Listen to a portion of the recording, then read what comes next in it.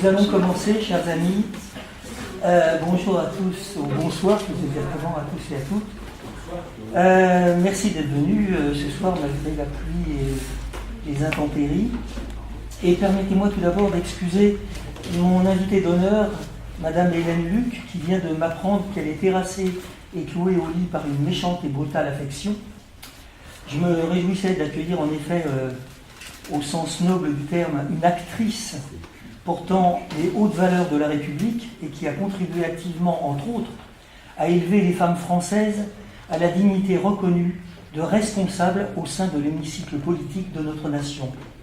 Malgré son absence, j'aimerais dire un mot d'Hélène Luc, sénatrice du Val-de-Marne de 1977 à 2007 et surtout une des pionnières, élue parmi seulement 4 femmes, alors qu'elles sont maintenant plus d'une centaine aujourd'hui à siéger aujourd'hui au Sénat.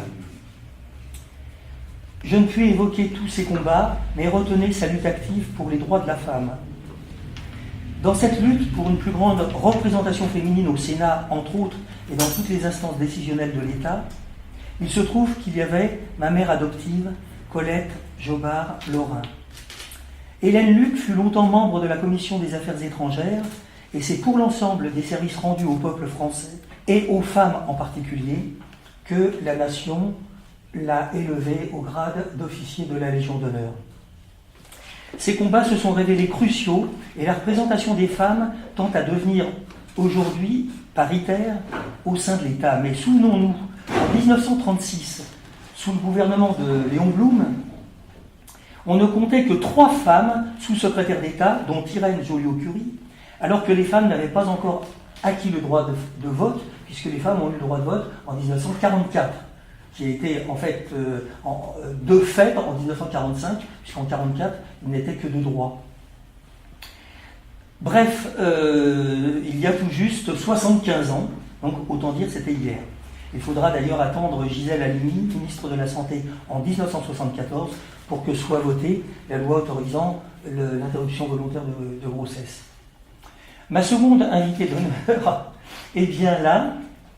Il s'agit d'Eliane Kérix, actrice et metteur en scène, ça me fait très plaisir pour ça, metteur en scène de nombreuses créations, dont la dernière, La princesse de Montpensier, ou La violence d'une passion. Et elle nous racontera tout à l'heure, bien sûr, tout ce qu'elle a pu faire par ailleurs. Nous avons aussi la chance, l'extrême chance, d'avoir aussi parmi nous Florence Leroy-Gossen, qui a admirablement interprété la princesse au théâtre Darius Milhaud et incarné, à mes yeux, le combat d'une femme pour sa liberté. En plus, elle est ravissante. Ça ne gâche rien au côté intellectuel de la démarche. Le grand théâtre du monde, il gran teatro del mundo, disait Calderón. Quel rapport, direz-vous, existe-t-il entre un acteur politique et un acteur de théâtre? Pour tenter de répondre à cette question, mais on y viendra peut-être dans la discussion tout à l'heure, on peut se souvenir des 2 mots que les Grecs utilisaient pour désigner une action.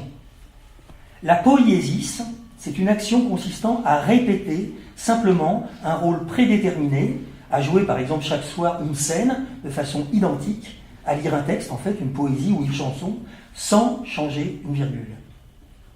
Deuxième terme, la praxis. C'est une action qui, elle, modifie et change, au contraire, une réalité donnée. L'acteur au théâtre interprète un texte, mais normalement, je dis bien normalement, ne change rien à l'histoire. L'acteur dans la vie élabore, au contraire, son histoire, sauf à croire qu'elle est déjà écrite. Donc dans une pièce célèbre du siècle d'or espagnol intitulée « Le grand théâtre du monde », Calderón met en scène des personnages dont les rôles sont définis irrémédiablement par Dieu, c'est-à-dire en fait la métaphore du créateur. Il s'agit de la belle, il s'agit du riche, du paysan, du fou, de l'évêque, de la sorcière, du seigneur, etc. Et les rôles sont fixes. Et le hasard, effectivement, nous fait naître tel ou tel, mais chacun est prisonnier de son rôle, comme on l'est parfois d'une profession. Certains psychologues ont affirmé que tout se joue avant 6 ans. D'autres ont affirmé qu'on nous donne un script à la naissance et que les choses sont jouées de cette manière. Ce sont des adeptes du c'était écrit, et après quoi, Dante Alighieri, dans la Divine Comédie, montre que, entre autres, que tout le monde meurt, c'est aussi le thème de Calderon, et rend à la fin de la pièce son avis, découvrant ainsi que nous sommes tous identiques par rapport à la mort. Dans le théâtre existentiel que je pratique en tant que psychologue clinicien, rien n'est jamais écrit de façon rédhibitoire, et précisément, il est toujours possible de changer sa vie. Simone de Beauvoir a écrit ces mots célèbres, tout le monde le connaît, on ne naît pas femme, on le devient. Elle et Sartre ont beaucoup influencé ma carrière et ma vision du monde. J'ai collaboré avec Simone de Beauvoir et son engagement contre l'illettrisme dans le monde a été pour moi un grand moment de ma vie. Elle m'a adressé une lettre que j'ai retrouvée récemment dans laquelle elle écrivait entre autres « Merci enfin, cher Claude Lorrain, pour la revue et pour les statistiques. Je travaille en ce moment avec la commission sur les femmes et la culture créée par Madame Yvette Roudy. Cela me prend beaucoup de temps et trop pour que j'aie celui de vous rencontrer. Ne m'en veuillez pas et croyez, cher Claude Lorrain, à toute ma sympathie, Simone de Beauvoir. » J'ai rencontré ensuite d'autres écrivains, notamment Philippe Solers, quand il a publié sa Divine Comédie, qui est d'une toute autre nature, Philippe Labro pour une mise en scène, Françoise Verny quand elle a eu sa crise mystique et publié « Pourquoi m'as-tu abandonné ?» J'étais en fait allé l'interviewer. Georges-Emmanuel Clancier, que j'ai invité plusieurs fois à l'hôpital Sainte-Anne, Dieu ait son âme. Dominique Bonnat, qui vient juste, il y a 2 mois d'entrée à l'Académie française. Elle est, je crois, la 7e ou 8e femme à être à l'Académie française. Noël Châtelet, Camille Bourniquel, Martin Winkler, Philippe et bien d'autres écrivains. Si l'on prend l'exemple des professions, voici ce que je puis dire. Un tragédien joue un scénario déjà écrit, il ne change rien au scénario, il l'apprend par cœur, ça c'est je l'ai dit. Un chanteur, pareil, ne fait qu'interpréter les paroles d'une chanson, il est rare qu'il les change. Un mannequin défile en musique selon un agencement organisé par le créateur de mode. Un musicien ne fait que lire et instrumentaliser les notes qui défilent sur sa partition. Un judoka se livre à des prises bien définies qu'il n'est pas en droit de changer. Un tennisman, il y en a ici dans la salle, joue en suivant des règles bien définies qu'il ne peut modifier. Un pilote de ligne, un astronaute, suit des instructions précises qu'il se doit de suivre de façon militaire. Un voiturier range et gare des véhicules sans broncher. Un coiffeur se plie aux desiderata de sa clientèle. Mais une sénatrice propose et vote des lois nouvelles. Un médecin vous donne un traitement qui va rétablir votre santé. Vous voyez, on retrouve la dichotomie entre poiesis et praxis. Un avocat plaide et vous fait gagner un procès, ou perd d'ailleurs. Un journaliste donne des infos qui peuvent influencer votre comportement. Un mécanicien répare et change des pièces de votre véhicule. Un chirurgien intervient de façon active et peut vous sauver la vie. Un maçon construit votre maison qu'un architecte a conçue. Un physicien crée des théories qui vous permettent d'affirmer que la Terre n'est pas plate et vous permettent aussi de comprendre le monde et l'origine de l'univers. De Calderon à Sartre en passant par Brecht. Maintenant, à la lumière de ce qui vient d'être dit, je vous propose donc un jeu. Vous avez choisi un petit papier dans une corbeille et voici le sens de cette petite invite à un scénario critique. Regardez si ça vous intéresse. Ce qui est écrit, c'est le moment de le dire, puisqu'on dit c'était écrit, car cela pourra sans doute alimenter la discussion. Pour l'instant, gardez pour vous-même votre réaction, mais demandez-vous quand même ce que vous auriez fait si vous aviez été dans l'obligation, comme le suggère Calderon avec son Dieu, auteur dramatique, d'incarner ce rôle comme un destin de votre vie, rôle choisi au hasard dans une corbeille. Mais en même temps, Calderon, dans La vie est un songe, La vida es sueño, écrit « L'homme est plus fort que son étoile. L'homme qui vit rêve aussi ce qu'il est. Chacun rêve ce qu'il est. » Et dans Maître Kuntila et son valet Mati, Bertolt Brecht montre que le maître déjoue parfois son statut social, en particulier dans la pièce « Quand il est saoul, il devient humain », et Mati déclare à la fin « Les valets ont des maîtres, mais un jour chacun sera son propre maître. » Et Sartre, dans nombre de ses pièces, introduit à sa manière la dialectique du maître et de l'esclave et termine le diable et le bon Dieu par ces mots « N'aie pas peur, Nasty, je ne flancherai pas, je leur commanderai, puisque je n'ai pas d'autre manière de leur obéir. Il y a cette guerre à faire, et je la ferai. Je revois encore Laurent Terzieff prononcer ces mots, c'était bouleversant. 3 questions des journalistes auxquelles j'ai répondu. Quel est le sujet des 3 pièces que vous publiez? Tous les personnages de mes pièces sont des acteurs qui s'interrogent et nous interrogent. Ce théâtre de réflexion se propose donc de nous questionner et de faire évoluer nos mentalités. Dans Le Fou d'Araucanie, j'interpelle le rôle de certains psychologues et psychiatres qui se rendent complices d'un système à dictature, comme ce fut le cas, hélas, en Allemagne nazie avec Göring. Les documents concernant l'asile psychiatrique d'Open Door à Santiago du Chili me furent fournis par les docteurs Marcelo Vignard, Maren Vignard, Horacio Amidorena et la regrettée Marie-Claire Wunz, qui est morte il y a quelques mois dans Fusil et Divan, un texte consacré aux foules fascistes et aux foules révolutionnaires. Mais je suis allé au Chili et le fou a été tué et je me suis promis de lui rendre hommage à travers cette pièce.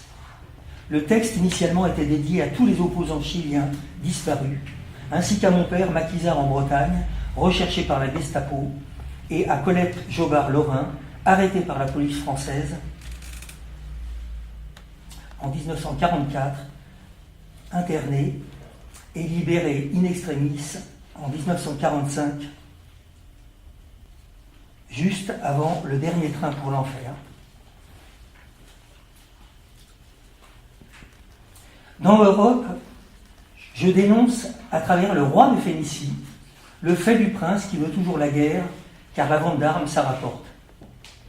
Les scènes se passent dans la Grèce antique, comme dans Les Mouches de Sartre, inspiré d'Échille, où le roi d'Argos est une métaphore du gouvernement de Vichy.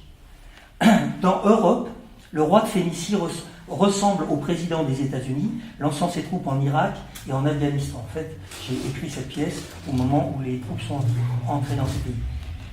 Je m'interroge donc sur notre siècle de guerre et de violence et me sens proche de Sartre quand il déclare « C'est quand je suis en colère que j'écris pour le théâtre ».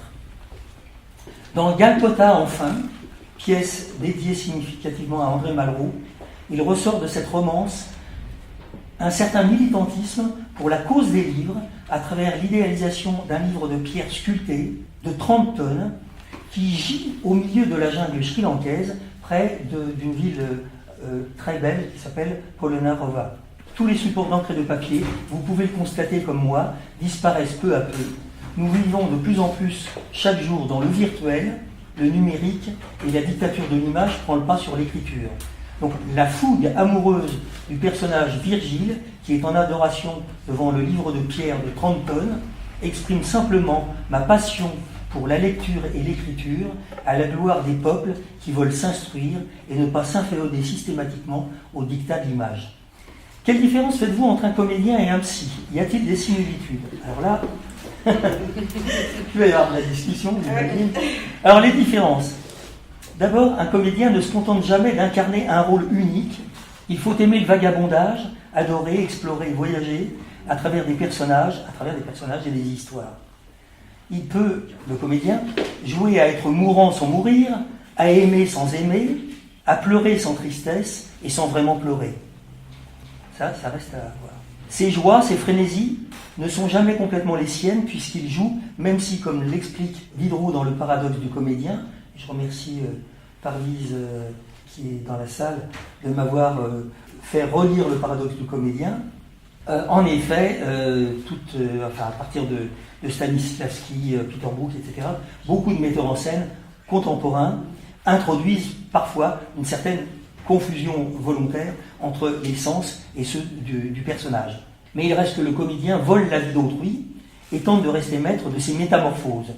Les mots qu'il prononce ne sont pas les siens, il suit un scénario écrit, un acteur donne vie à son personnage, mais son jeu est toujours celui d'un autre.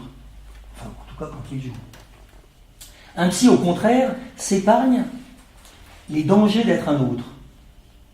Il aime parfois un peu trop la tranquillité de son soi, qu'il croit avoir conquis une fois pour toutes, et il se trouve souvent alourdi par la réalité et le sérieux de sa fonction. Il s'occupe de ce qu'on nomme l'autre scène, dit andere Schauplatz, selon Freud, et évoque parfois la scène de notre conception, qui est nommée en psychanalyse la scène primitive, dit Urszene. Un psy peut manifester quelques audaces pour faire que sa clientèle puisse justement sortir de la compulsion à répéter le passé à l'identique. Il lui arrive d'être comme un écran blanc sur lequel se projette le film de son patient, et même d'être mis en position d'incarner un rôle qu'on lui attribue, par exemple père, mère, ou frère, sœur, etc. Et c'est en cela que le psychiatre, l'antipsychiatre anglais Ronald Lang disait que parfois il est prostituaré, c'est-à-dire qu'il doit se situer par rapport à une personne, et c'est l'étymologie de prostituée, savoir qu'il doit parfois, comme une prostituée, incarner ou non le rôle, parfois fantasmatique, qu'on projette sur lui. Les similitudes. Il arrive que les songeries d'un psy soient fantasques, débridées et sans limite, et qu'il se fasse romancier ou poète en s'abandonnant au vertige de son inconscient. Il arrive qu'il soit original, voire burlesque, ce fut le cas de Lacan en France. Il arrive aussi que le psy et l'acteur se mettent à aimer pour de vrai, l'un sa partenaire, l'autre sa patiente, et que tous deux soit réussissent, soit perdent complètement le fil de leur vie. Vous semblez dire qu'il peut y avoir confusion des rôles, comme chez certains malades mentaux, n'est-ce pas ? M'a demandé un journaliste récemment. Pouvez-vous préciser votre pensée ? Je la précise. À l'hôpital Sainte-Anne, juste avant le passage de l'an 2000, il y avait dans le service de psychiatrie dans lequel j'exerçais plusieurs malades qui se prenaient pour le Christ. Et dans mon service, il y en avait deux, dont j'ai rapporté l'histoire dans mon livre « Le dur métier de psychologue ». Et ce fut terrible. Donc je vous lis un petit passage que j'ai publié déjà, mais cet homme était arrivé pieds nus, les pieds ensanglantés, etc. Et il disait « Je suis le Christ », criait l'un. Au bout d'un moment, ils se sont disputés. « Non, c'est moi le vrai Christ », hurlait l'autre. Un infirmier se moquait plaisamment. « Écoutez, c'est ça, moi je suis d'Artagnan, et ma collègue c'est Édith Piaf. » Ils en vinrent aux mains, et il fallut les séparer. « Dieu a fait l'homme à son image, et t'as vu ta gueule ?» dit l'un. « Tu ferais pleurer la vache qui rit ?» reprit le premier. « Moi j'ai dédicacé une Bible à Jack Lang. N'importe quoi. Je crois plutôt que tu es monté sur la croix avec l'échelle de Richter. » C'était sans arrêt comme ça. « Toi, t'as une gueule à faire moucher un cyclope. » Et je suis intervenu pour clore le débat sur l'identité de chacun, et j'ai dit « Messieurs, la nuit tombe, allez tous deux la ramasser. » Le lendemain, l'un d'eux mettait le feu dans sa chambre en disant que c'était le buisson ardent. J'ai retrouvé l'un des Christ un samedi soir de mai 2014, tandis que j'assistais à un gospel dans l'église Saint-Julien à Paris. Il se balançait au rythme avec ferveur sur un negro spiritual, dans une communion étonnante.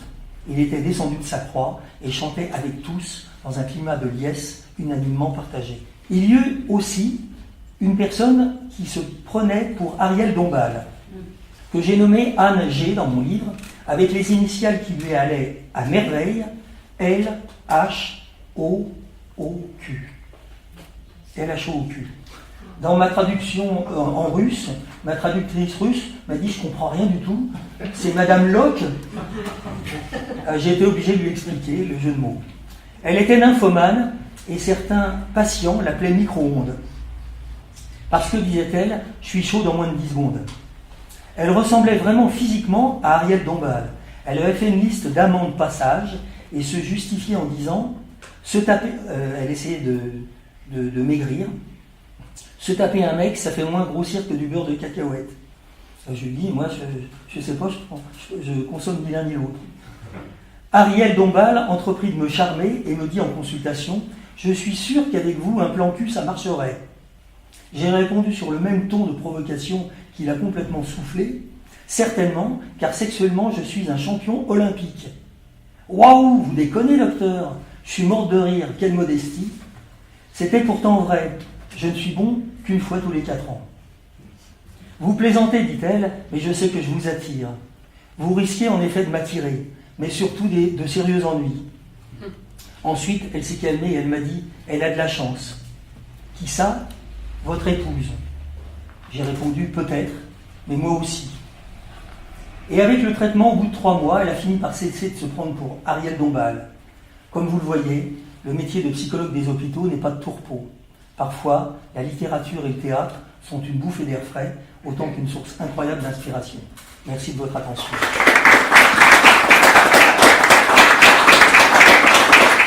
Maintenant, place au débat et ouvrez vos petits papiers. Je vais commencer par une question à Florence Gossen. Comment avez-vous vécu votre rôle de princesse et comment ça a enrichi votre vie d'avoir été princesse? Alors, je suis partie au fond de moi, du travail qui a été fait avec Eliane et ma troupe. Je n'ai pas essayé de faire un rôle de composition, de chercher. Je suis partie de moi, de ce que j'étais. Et ça m'a enrichi parce que déjà le texte est magnifique. Déjà, c'est sublime. L'aspect historique aussi. Celle que c'est là à exister, c'est quand même. C'est très puissant en tant que comédienne de vivre ça et de se dire que ça a vraiment existé. Voilà. Elle n'était pas trop féroce, la metteur en scène? Alors, quand même. Moi, je voulais préciser quand même, l'adaptation est mon fait, mais je l'ai mis en scène avec Vincent. Oui. Vincent Auvet qui dirige le Darius Milhaud. Oui. Voilà. Donc c'est une co-mise en scène. On était deux. Voilà, donc je sais pas, je pense que ça a été, ça s'est bien passé. Très bien, très bien. Ah oui, oui, par rapport à ce que tu disais, enfin oui, c'est à la fois des personnages qui sont situés historiquement, mais qui sont en même temps des personnages de fiction. Enfin, Madame de Lafayette a fait un mix, si on peut dire, entre des personnages historiques et des personnages de fiction, des personnages inventés. Ce que je voulais ajouter, c'est que ça reste des hommes et des femmes, et ça c'est universel. Leurs sentiments sont universels. Et c'est vrai que cette pièce est étonnamment moderne. Le choix entre deux hommes. C'est comme tu disais, c'est une femme qui se bat pour sa liberté. C'est vrai que, évidemment, c'est le XVIe siècle. Elle est issue d'une grande famille, elle est mariée de force. C'est des histoires de clans, bien évidemment, d'intérêt. Elle est amoureuse, en fait, dans cette nouvelle, puisqu'il s'agit d'une nouvelle assez courte, finalement, de Madame de Lafayette. Elle est amoureuse d'Henri de Guise. C'est une amour adolescente, ils se connaissent à 13 ans. Elle était promise au frère d'Henri de Guise. Finalement, ça ne se fait pas et sa famille décide de la marier donc, au prince de Montpensier. Ce qui est dit dans la nouvelle, il y a un terme, ça avait été relevé d'ailleurs par Bertrand Tavernier quand il a adapté le texte au cinéma. Il est dit à un moment qu'elle est tourmentée par ses parents. Et tourmentée dans le vocabulaire du XVIe siècle, ça veut dire carrément torturée. Enfin, c'est vraiment qu'ils exercent une pression, des menaces, voire des sévices sur elle, pour qu'elle rentre dans le rang, enfin qu'elle épouse comme il est convenu, voilà, selon les alliances politiques, etc. Donc c'est évidemment une situation donnée de la condition de la femme à une époque, dans laquelle une femme peut se retrouver aujourd'hui, oui, bien sûr, parce que il y a un personnage très beau dans La Princesse de Montpensier qui est Chabannes, le comte de Chabannes, qui est un protestant qui s'est converti au catholicisme par amitié pour le prince de Montpensier, mais qui en fait représente vraiment dans ce siècle, qui est un siècle de violence, évidemment, de guerre civile entre catholiques et protestants. Lui, c'est un homme profondément humaniste de culture qui s'est même mis en retrait de toute cette violence des guerres, qui fait retraite littéralement au château du prince de Montpensier. Et donc c'est lui qui va éduquer, qui va lui apporter une éducation, qui va l'initier, qui va même lui apprendre à lire. Son maître à penser, Oui, parce que, aussi surprenant que ça paraisse, une princesse ne savait pas lire forcément à l'époque, enfin. Donc il lui apporte, au travers de la Bible, c'est un protestant, mais il lui apporte la connaissance, l'écriture, l'accès au livre. Ça, c'est un très beau personnage. Est-ce qu'on peut dire quand même que les femmes choisissent maintenant leur partenaire en relative liberté? Je dis relative parce que les psychologues parlent de surmoi de classe. C'est un concept de Wilhelm Reich, dans lequel il explique que finalement, les aristocrates ne volent pas d'ouvrac, comme ils disent. Et puis, dans la classe ouvrière ou dans la classe paysanne, on voyait à un moment donné mal les accointances avec quelqu'un d'aristocrate ou de bourgeois. Je ne sais pas, je pense qu'il y a pas mal de sociologues aussi qui ont fait des études qui montrent que finalement, on reste un peu dans son milieu, dans sa classe sociale. Je pense que c'est un concept qui est encore d'actualité, le concept de classe. En tout cas, les mariages arrangés sont moins le fait en Europe. On peut dire qu'il y a une évolution quand même. Oui, c'est clair, oui, bien sûr. Mais oui, en Europe, oui. Quels sont ceux ici qui ont été mariés par leurs parents? Il n'y en a pas. Mais ça. Non, mais moi, ça me rappelle une histoire. Un jour, dans le RER qui ne marchait pas, je suis restée coincée 1h30 avec une jeune fille des cités qui m'a raconté qu'une camarade à elle avait été assassinée par son père et les frères. C'était un crime d'honneur parce qu'elle était sortie avec un garçon, un Français qui ne plaisait pas à la famille. Donc c'était il y a 2 ans et c'était une jeune fille actuelle. C'est pas si loin, c'est pas loin de nous. Ouais. Non. C'est-à-dire que sur le plan sociologique, oui, c'est vrai qu'il y a encore une tendance à réaliser des mariages arrangés dans des sociocultures un peu, enfin, qu'on pourrait juger archaïques. Je ne sais pas si on a le droit de dire ça, mais bon, quand même. Les sociétés traditionnelles, moi je sais pas. Enfin, et d'ailleurs, la question que je pose à tout le monde, du coup, il y a encore les rallyes actuellement. Ah oui, alors ça. Oui, il y a encore des rallyes, mais Ouais. bon. Moi, j'ai une clientèle d'enfants à Meudon. Il y en avait bien sur 10 que j'avais, il y en avait bien 3 qui faisaient des rallyes. Ah ouais. Dedans, il y en avait quelques-uns qui critiquaient, mais ils y allaient quand même. Mais enfin, les rallyes, c'est bien l'exemple d'entre-soi. Enfin, on se marie dans son milieu, pas de mésalliance. Et c'est ça, moi, ce qui m'interroge, c'est comment ces couples en fait arrivent à trouver leur équilibre. Comment ces couples arrivent à trouver, parce que puisque c'est arrangé, comment ça. C'est ça qui m'interroge vraiment, quoi. Le mariage, je pense, il a été, il est toujours, il sera toujours arrangé. Quand c'est pas arrangé par la tribu, par la classe, par la société, par la famille, il est arrangé par les 2 personnes qui vont se marier. Parce que le mariage, c'est contre nature. C'est-à-dire l'amour, c'est une chose, le mariage, c'est une chose. Le mariage lui-même, c'est une institution qui s'arrange entre 2 personnes, en dehors de la tribu, de la société, de la classe, de la famille. C'est toujours arrangé. C'est quelque chose d'arrangé, le mariage, parce que c'est contre nature. Les gens qui ne s'aiment pas, ils ne sont pas obligés de se marier. Donc, les gens qui se marient, c'est équivaut aux gens qui sont mariés par la famille. Il n'y a pas de supériorité, il n'y a pas d'infériorité, il n'y a pas de meilleur, il n'y a pas de mieux. Le mariage, c'est contre nature. Et c'est une atteinte à la liberté individuelle dans la nature. C'est-à-dire que, oui, ce qui n'est pas naturel, c'est la monogamie, pour le dire autrement. Le mariage en tant qu'institution et la monogamie qui est une contrainte exercée par les sociétés européennes et occidentales en général.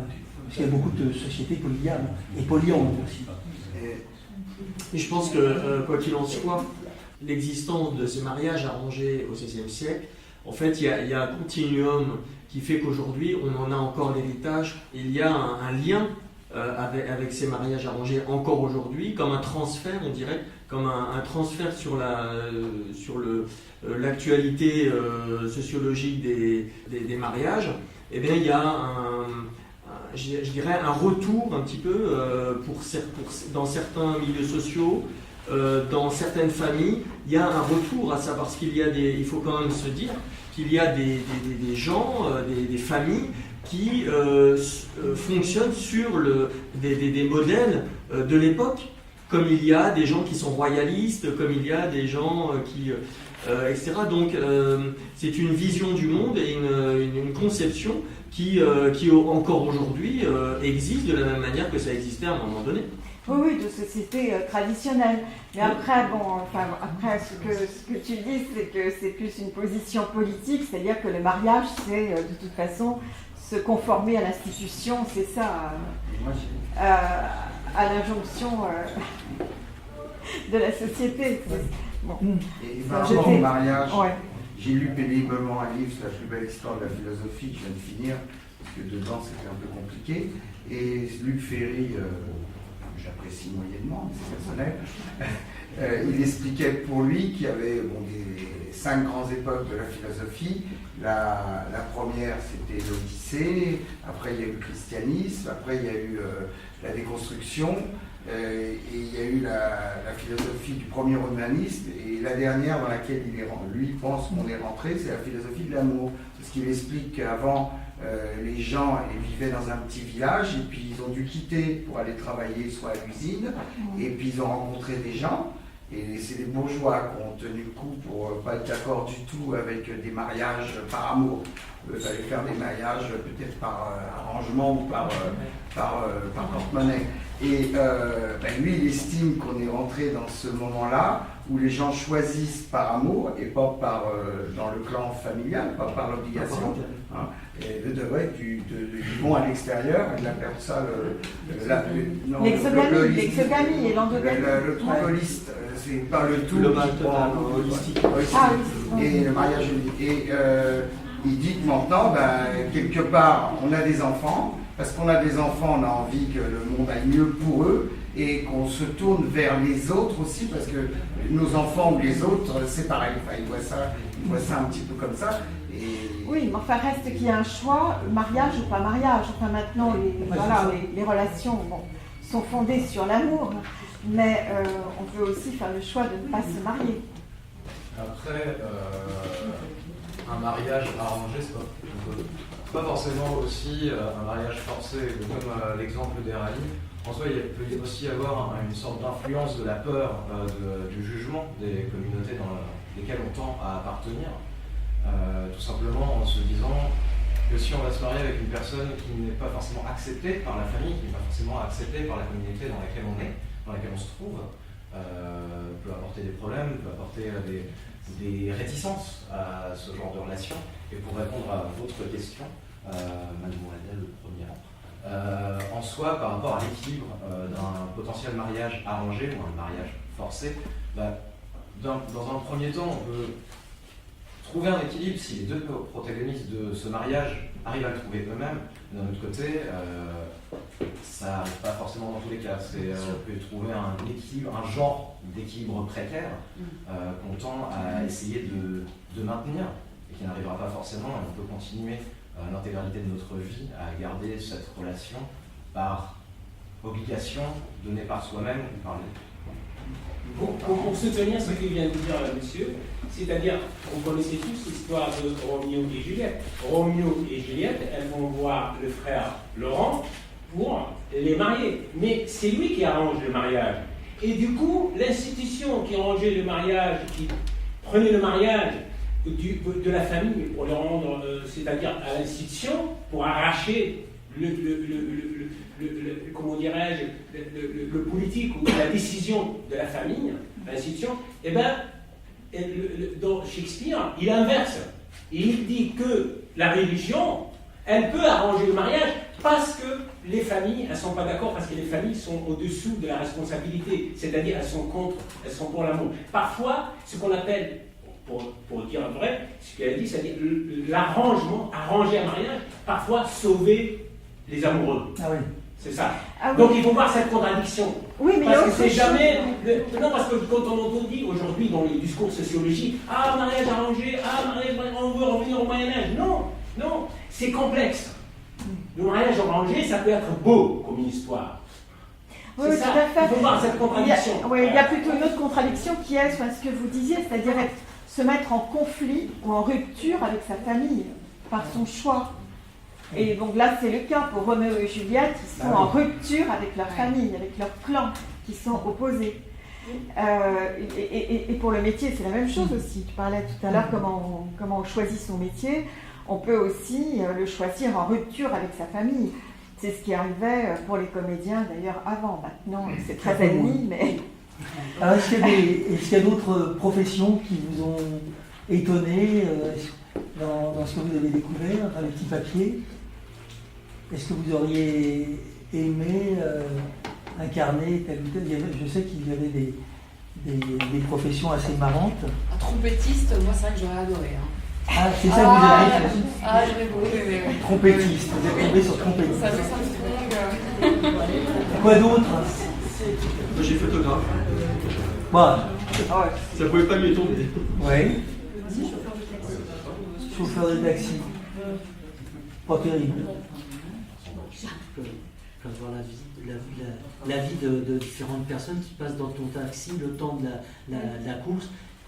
Ah oui. Et voir une ouverture d'esprit, justement, et sur un laps de temps très court, et avoir un défilement comme ça de choses qui beaucoup de personnages et qui amènent des contradictions d'un passage Il y a à un l'autre. film comme ça de Kiarostami, je crois, c'est ça, c'est Kiarostami qui a fait un film, il est lui-même le chauffeur de taxi, et les gens montent à l'arrière et commencent à discuter. Voilà. Le taxi Téhéran, je ne sais pas si c'est ce film-là.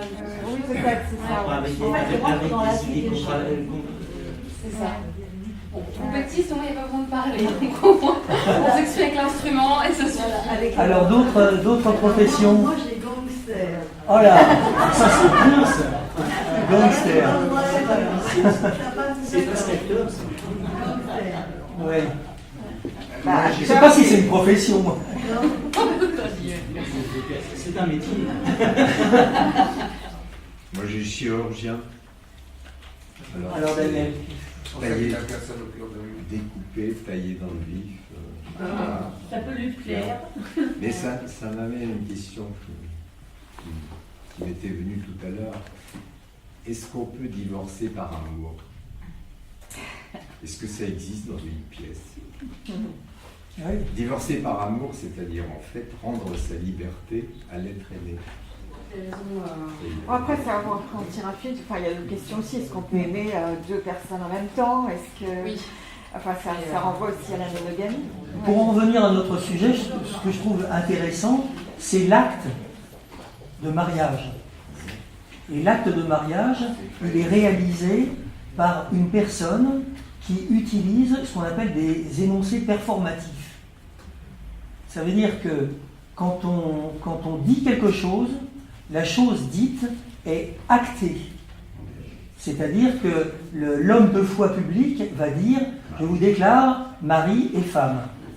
Et au moment où cette déclaration est réalisée, elle est actée. Et ça n'est pas du théâtre. Alors, il y a des choses qui peuvent choquer. Enfin, moi, je ne me suis jamais mariée, mais il me semble qu'on lit les articles aux époux. Les époux se doivent mutuellement fidélité et assistance. Ouais. Bon, or, la fidélité, ça ne regarde que les deux. Enfin, pourquoi devoir dire publiquement si on va être fidèle ou pas? Enfin, c'est quelque chose d'intime. Non, mais pourquoi est-ce qu'il y a un représentant de l'État d'ordre et de... Voilà, on retombe sur ce qui était dit tout à l'heure, c'est-à-dire que ça veut dire quand même... Pour la filiation, pour les héritages, pour... Voilà. Ça permet de faire société, hein, sinon il n'y a que dalle. Hein. Ah oui, c'est juste. De faire société. Et si on se marie au théâtre? C'est le meilleur mariage que tu peux faire. Sorti de la pièce de théâtre, on n'est plus mariés. Oui, on est mariés dans Allez, Maline. C'est le meilleur. C'est très astucieux. Voilà, c'est très... Très astucieux. Bon, y a-t-il d'autres questions? Bon, on est parti sur autre chose un peu que l'acte poétique et l'acte qui transforme. Ici, quand même, le mariage transforme la personne. Mais en quoi alors le théâtre du travail avec le psychodrame, ça aide le malade mental, le malade?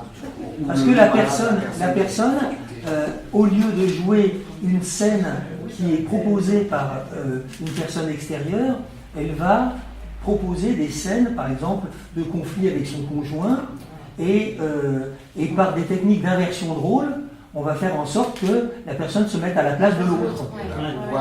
Ça va aussi avoir avec la catastrophe. Ça, c'est le b.a.-ba du psychodrame existentiel que je pratique depuis plus de 20 ans à Sainte-Anne. Et ça marche bien. Ça marche bien. Ah oui. Oui, en tout cas, j'en ai fait pendant 2 ans. On a la chance d'avoir... Donc, c'est vrai que j'avais beaucoup de soucis de famille, de maladie, de machin, de trucs. Et grâce à ça, je m'en suis sortie. Sinon, je tomberais carrément. Donc en fait, vous travaillez sur l'empathie et vous équilibrez un petit peu, l'autre se met à la place, l'un se met à la place de l'autre, donc il y a une empathie et vous équilibrez finalement les énergies quoi, entre les deux. Quoi, et les deux se mettent d'accord par compromis en fait du fait de se mettre à la place. Pas nécessairement. Ils peuvent se mettre en colère et balancer toute l'énergie et après reprendre. On peut le faire avec une chaise vide. Ça s'appelle la technique de la chaise vide. On peut le faire avec c'est mieux de le faire avec une autre personne et avec la personne avec laquelle on est en conflit. C'est libérateur. Ah, complètement. C'est ça. Là, on retrouve le théâtre. On est au cœur de la catharsis. Parce que quand la personne elle s'est libérée de tout ce qu'elle avait à dire à propos de griefs, etc. En psycho, on transforme les reproches en approches. Parce que tout reproche, ça dissimule une attente. Et quand on trouve l'attente ou la demande, voilà, c'est merveilleux. Et ça, mon travail a consisté beaucoup à, je parle cette fois-ci en tant que psychologue clinicien, à faire en sorte que les gens puissent se donner la permission de dire les choses, be straight, comme disent les Américains, de façon à être direct, au lieu de dire, par exemple, c'est à cette heure-ci que tu rentres, connard. Bon, là c'est sûr, alors qu'elle peut dire, je me suis fait un sang d'encre, tu étais sur la route, c'est pas du tout la même chose. Ou quand une femme, avec sa fille, voit sa fille traverser, voit une voiture arriver, et tire sa fille et lui file une gifle, violemment, en lui disant, mais en réalité, le sentiment, l'affect, c'est la peur, mais ce qu'elle a manifesté, c'est de la colère contre sa fille. Et si elle n'explique pas à la fille qu'en réalité, elle a eu peur et qu'elle s'est mal pris et qu'elle n'a pas dit ce qu'elle ressentait en fait, voilà. Donc là, on est au cœur presque même du théâtre, parce que c'est ça, le théâtre de Stanislavski, c'est ça le théâtre où on met ses tripes. Hein, c'est sûr que quand on voit, c'est Tchéky Cario, il y en a qui jouent vraiment avec leur tripes, et c'est ça que je pensais que vous pourriez dire aussi. Mais je trouve que le théâtre, et c'est vrai que Mireille, vous avez vécu des choses absolument incroyables. Un peu horrible, on va dire. Et horrible, mais vous avez réussi à vous en sortir. Oui. À vous en sortir. Disons qu'on faisait le théâtre avec des rires, des pleurs, des disputes, on va dire, tout réuni, et c'est ça qui m'a le plus dur, c'est quand même à tomber dans le coma, et j'ai réussi à en rire. C'est ça qui m'a aidé à m'en sortir. Au lieu de tout, moi j'ai l'habitude de tout garder en moi, et grâce à tout, je ne gardais pas tout à l'intérieur. Oui, jeune homme. Au final, il y a un truc assez important avec le psychologue, c'est que certains patients peuvent avoir peur d'une relation patient-thérapeute, et qu'avec du psychodrame, il y a plus de personnes. C'est ça, au-delà du fait qu'il y ait plus de personnes, c'est aussi une fracture entre le rôle de patient et le rôle d'acteur. Le patient va potentiellement être amené à se dire qu'il est acteur avec une autre équipe d'acteurs, potentiellement de thérapeutes ou d'autres patients, et du coup va être beaucoup plus amené à dépasser ces barrières qu'il peut avoir, va avoir moins tendance à avoir des blocages, et ce sera beaucoup plus intéressant et pour les thérapeutes et pour les patients eux-mêmes, ce qui pourrait aller plus loin dans ces pensées. Oui, une sorte de soignant-soigné, enfin on est tous ensemble à... Oui. Moi, je prenais en fait, à l'hôpital, je prenais 4 stagiaires femmes et 4 stagiaires hommes pour incarner les rôles masculins et féminins, frères, sœurs, etc. Et c'est vrai que vous en avez profité, en fait, un petit peu, parce que vous aviez une famille nombreuse, et il y avait des frères, etc. Et j'étais bien content d'avoir mes stagiaires, seulement je demandais à mes stagiaires d'avoir une pratique corporelle. Quelle qu'elle soit, judo, enfin, il faut être bien dans son corps. Parce que j'ai essayé de former des psychiatres, genre un peu coincés, qui étaient très bons psychanalystes, mais bon, sur leur rocking chair, ça allait bien. Sortis de là, ils étaient engoncés dans leur corps, etc. Il faut ou avoir fait un peu de théâtre, ou en tout cas, avoir une pratique corporelle. Je trouve que c'est mieux. C'est mieux, ça ne veut pas dire que c'est pas un prérequis, mais bon, c'est vrai que c'est mieux. Donc voilà, je vous propose maintenant de passer au champagne. Merci. Allez, merci à vous.